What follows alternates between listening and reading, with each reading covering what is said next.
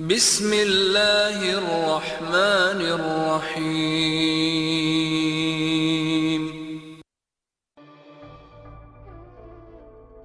Dans cette série de 3 vidéos, nous allons remonter aux origines de l'islam pour comprendre comment une religion naît dans un espace que beaucoup imaginent marginal.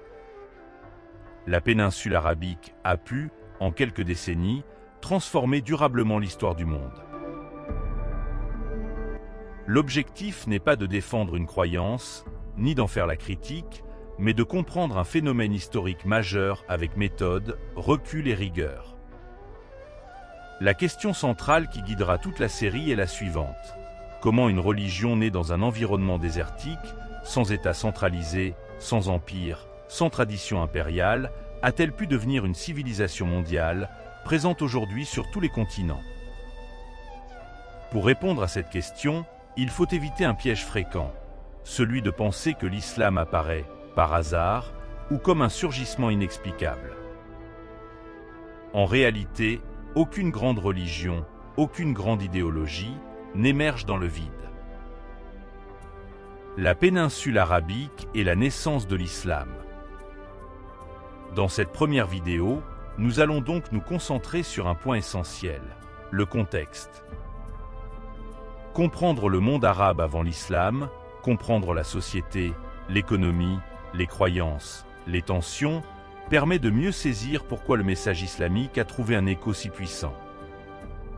Nous verrons ensuite comment ce message prend forme à travers une figure centrale, Muhammad, et comment il se heurte très tôt à de fortes résistances.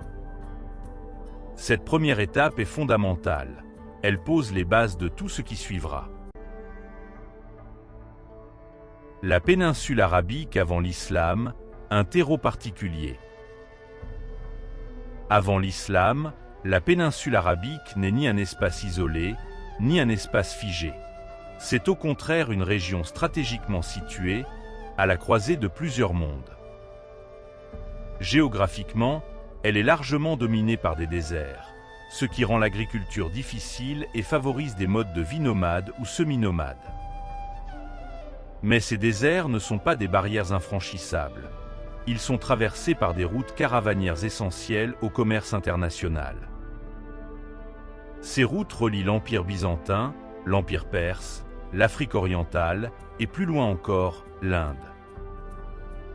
On y échange des épices, de l'encens, des textiles, des métaux précieux. Dans ce réseau d'échanges, certaines villes jouent un rôle clé de relais. La Mecque est l'une d'entre elles. Contrairement à une idée reçue, ce n'est pas une ville perdue au milieu de nulle part. Elle occupe une position stratégique sur les routes commerciales nord-sud. Mais la Mecque n'est pas seulement un centre économique.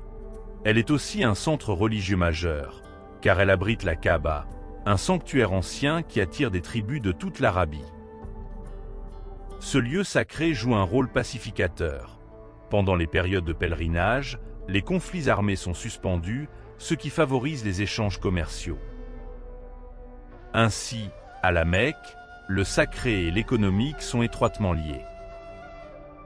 La prospérité de la ville repose autant sur le commerce que sur le pèlerinage.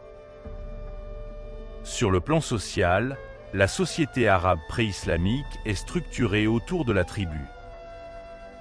Il n'existe pas d'État central, pas de police, pas de justice institutionnalisée au sens moderne. La sécurité de l'individu dépend entièrement de son appartenance clanique. La solidarité tribale est totale, mais elle a un revers, la vengeance. Un affront fait à un membre du clan engage l'honneur de tous et peut déclencher des cycles de représailles sur plusieurs générations. Cette organisation produit une société à la fois très solidaire et extrêmement violente. Les plus faibles, orphelins, veuves, esclaves, sont souvent sans protection. Une anecdote souvent citée par les historiens est révélatrice. Un individu sans clan pouvait être tué sans que cela n'entraîne de représailles, car personne n'était là pour défendre son honneur. Cela montre à quel point l'appartenance tribale était vitale, mais aussi combien cette société était profondément inégalitaire. Sur le plan religieux enfin, l'Arabie est majoritairement polythéiste. Chaque tribu a ses divinités, ses idoles, souvent regroupées autour de sanctuaires communs comme la Kaaba. Cependant, ce polythéisme n'est pas fermé. Des communautés juives sont présentes, notamment dans le nord et à Médine, et des communautés chrétiennes existent également, surtout à la périphérie de la péninsule. Ces monothéismes sont connus, discutés, parfois respectés. Surtout, une quête spirituelle diffuse traverse la société. Certains individus, appelés hanifs, rejettent le polythéisme sans pour autant se rattacher au judaïsme ou au christianisme. Ce climat religieux montre que le monothéisme n'est pas une idée étrangère. Il fait déjà partie de l'horizon culturel. L'islam va s'inscrire dans ce paysage, mais en lui donnant une forme nouvelle, structurée et universelle. La naissance de l'islam est la révélation du message. C'est dans ce contexte que naît Muhammad, vers l'an 570, à la Mecque. Très tôt, sa trajectoire personnelle reflète certaines fragilités de la société de son temps. Il devient orphelin dès l'enfance. Il est pris en charge par sa famille, puis devient commerçant. Cette activité l'amène à voyager, à rencontrer d'autres cultures, d'autres croyances. Progressivement, il acquiert une réputation rare, celle d'un homme intègre et digne de confiance. On le surnomme Al-Amin, le digne de foi. Un élément central de sa vie est son mariage avec Khadija, une riche commerçante mécoise. Ce mariage lui apporte une stabilité matérielle et émotionnelle décisive. Khadija jouera un rôle fondamental dans les débuts de l'islam. Elle sera la première à croire en son message. Vers l'an 610, Muhammad rapporte vivre une expérience spirituelle majeure dans la grotte de Hira. Il affirme recevoir une révélation transmise par l'ange Gabriel. Cet événement marque le début de ce qui deviendra le Coran, considéré par les musulmans comme la parole de Dieu révélée progressivement. Le message central est clair.